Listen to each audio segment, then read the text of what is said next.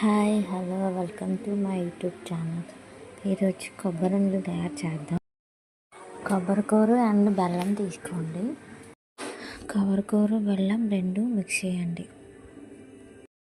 So బెల్లం కరిగిన తర్వాత ఇలా వస్తుంది. ఇప్పుడు ఇలా దగ్గర అయిన తర్వాత స్టవ్ ఆఫ్ చేయాలి. కొంచెం చల్లారిన తర్వాత ఉండ చుట్టేసుకుంటే రెడీ. ఫైనల్గా నేను చేసిన కొబ్బరి ఉండలు ఎలా వచ్చాయి అనుకుంటున్నారా? కానీ ఇలా రాలే. ఎలా వచ్చాయి చూపిస్తా. అసలు ఒరిజినాలిటీ ఇలా రావాలి, ఇలా వచ్చాయి. అది నేను చూడండి.